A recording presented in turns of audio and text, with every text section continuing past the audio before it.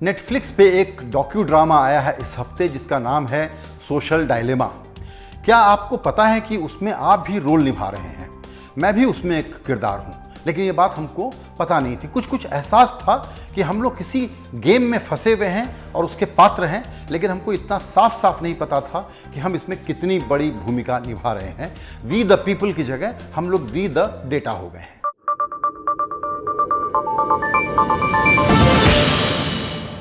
कहानी बड़ी सिंपल है कि सोशल मीडिया ने जो सोशल डायलेमा खड़ा किया है, जो सामाजिक ताना बाना पूरी तरह से टूट रहा है, उसमें इसकी क्या भूमिका है, कैसे इसकी कल्पना की गई थी और हम कहां पहुंच गए हैं। जो बिग टेक कंपनीज हैं उन्होंने कैसे पूरे यूनिवर्स को कैप्चर कर लिया है।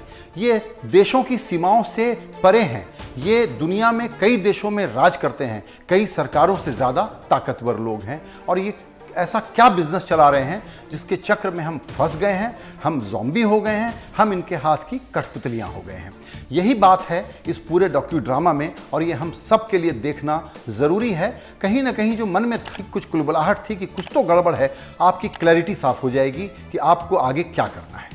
इस फिल्म में, इस डॉक्यू ड्रामा में करीबन 10-12 वो लोग हैं जो फेसबुक, गूगल, अमेजन, दूसरी कंपनियों में, ट्विटर, इनमें काम कर चुके हैं।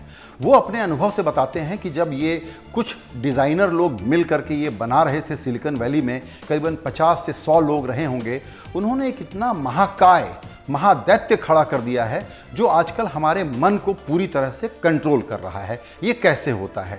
दरअसल इसको कहते हैं अटेंशन इकोनॉमी, क्योंकि विज्ञापन दाता को अगर विज्ञापन देना है तो उसको ये डिजिटल कंपनियां, ये सोशल मीडिया कंपनियां गारंटी करती हैं कि हम आपको इतने यूजर्स ला करके दे देंगे।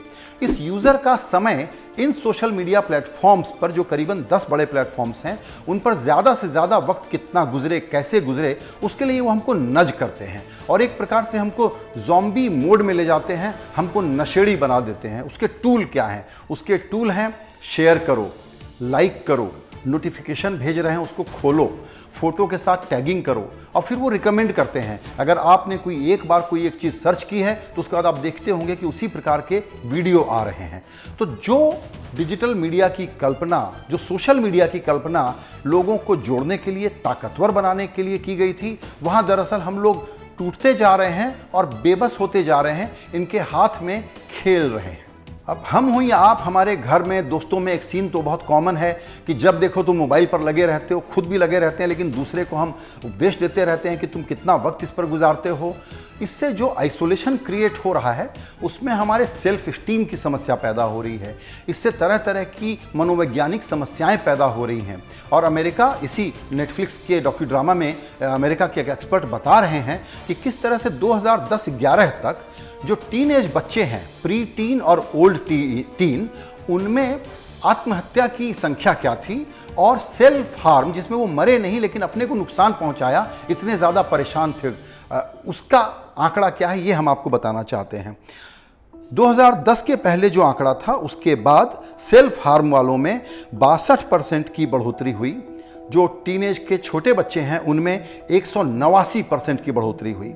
आत्महत्या के मामले 70% बढ़े ओल्डर टीन में और छोटे बच्चों में ये तादाद, ये परसेंटेज बढ़ा है 151।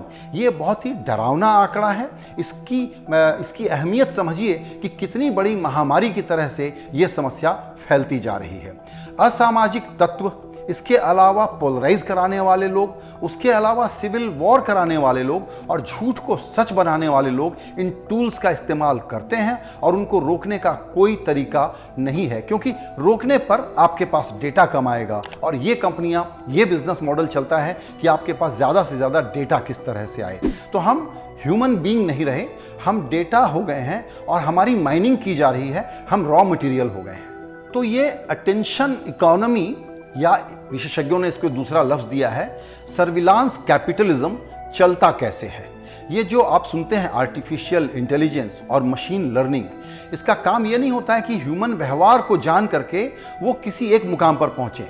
मुकाम पहले तय कर लिया जाता है, फिर वहां इंसान को उस तरफ ड्राइव किया जाता है।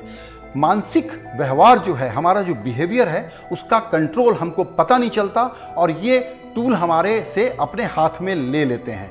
क्योंकि दिमाग में एक चीज़ होती है जिसको डोपामिन कहते हैं। हम कहीं भी जाते हैं तो खुश होने जाते हैं, हम किसी से बात करने जाते हैं, हम चाहते हैं कि हम कुछ कहें तो उस पर कोई रिएक्ट करे, हम अपनी तस्वीर छापें तो उसको कोई लाइक करे, वो डोपामिन रिलीज करता है। ये डोपामिन हमको अच्छा लगता है, इसीलिए हम उस नशे में पड़ते जाते हैं और घर परिवार दोस्तों से फिजिकल इंटरफेस करने के बजाय हम अपने कोने में जा करके, इसमें एकांत में जा करके अपने इन डिस्ट्रैक्शंस पर लगातार और घुसते हैं और घुसते चले जाते हैं।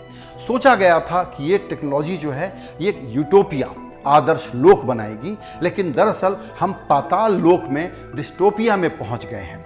ये रुक क्यों नहीं रहा है? ये रुक इसलिए नहीं रहा है क्योंकि इसकी समझ सरकारों को, पॉलिटिशियंस जो कि देशों को चलाते हैं उनको, और एक्सपर्ट्स को, रेगुलेटर्स को कम थी। तब तक ये जवान कंपनियां इतना बढ़ गई जिसका कोई हिसाब नहीं है, और अब वो लोग कितने ट्रिलियन डॉलर का कारोबार करते हैं ये आंकड़े भी चौंकाने वाले हैं। इनकी कमाई करीब 773 बिलियन डॉलर की रही है इस साल। ये सारी कंपनियां 8.5 ट्रिलियन डॉलर की मार्केट कैप पर बैठी हुई हैं और करीबन 420 बिलियन डॉलर का कैश इनके पास है। पॉलिटिशियंस को वोटर की जरूरत होती है जैसे कंपनी को कंज्यूमर की जरूरत होती है, तो पॉलिटिशियन भी इनके ट्रैप में फंस चुका है। कई देशों में आप देख चुके हैं, अमेरिका में बात हो रही है, पूरा चुनाव हैक कर रहे हैं सोशल मीडिया के जरिए। रशिया टेक्नोलॉजी यूज करके ये काम कर रहा है।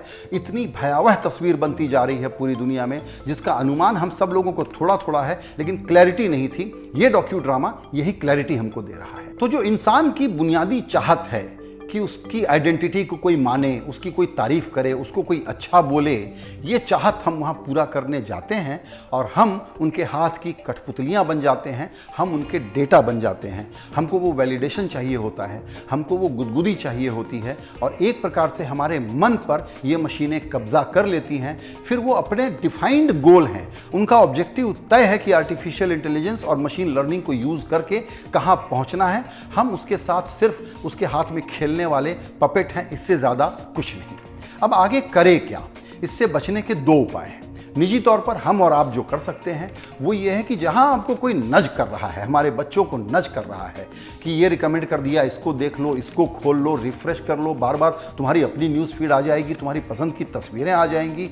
उन नशे से निकलना बहुत ज़रूरी है, डिटॉक्स होना बहुत ज़रूरी है। लेकिन इसी डॉक्यू ड्रामा में यही विशेषज्ञ लोग बताते हैं कि एक अच्छा टूल है, इसका इस्तेमाल अच्छी चीज़ के लिए हो सकता है, लेकिन वहाँ पर जब तक ये फाइनेंशियल इंसेंटिव ख़त्म नहीं होगा विज्ञापनबाजी का, जब तक रेगुलेटर आकर के यहाँ रोल नहीं प्ले करेगा, जब तक बड़े कंपनियों की साइज़ को छोटा नहीं किया जाएगा, जब तक इन पर लगाम नहीं लगाई जाएगी, तब तक ये पाताल लोक की तरफ हमारा सफ़र जारी रहेगा। तो हम निजी तौर पर तो यही कर सकते हैं कि इन चीज़ों से बचें, हम अपने इंफॉर्मेशन के लिए, अपनी जानकारी के लिए, अपनी प्रोडक्टिविटी के लिए यूज़ करें, ना कि हम इनके हाथ की कठपुतली बन करके कोई एक ऐसे डेटा बने जिसको बेच करके, जिसका विज्ञापन दिखा करके हमसे ही फिर पैसा भी निकाला जाएगा।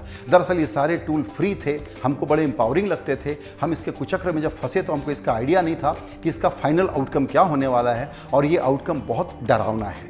हम लोगों को जो बुनियादी समझ है उस बेसिस पर मैं तो रिव्यू करता नहीं हूँ, लेकिन ये इतनी बड़ी डॉक्यूमेंट्री है, इतनी ज़रूरी डॉक्यूमेंट्री है कि इसमें से जो मुझे समझ में आया मैंने आपको बताने की कोशिश की है। आपको भी देखना चाहिए। अपने लेवल पर सोशल मीडिया के इस प्रकोप से, इस जंजाल से बाहर निकलना ज़रूरी है, और ये आवाज़ बढ़ाना ज़रूरी है कि किस तरीके से सरकारें और रेगुलेटर बाध्य हों इन कंपनियों पर लगाम लगाने के लिए और इनको अच्छा व्यवहार कराने के लिए कैसे वो फोर्स कर सकती है।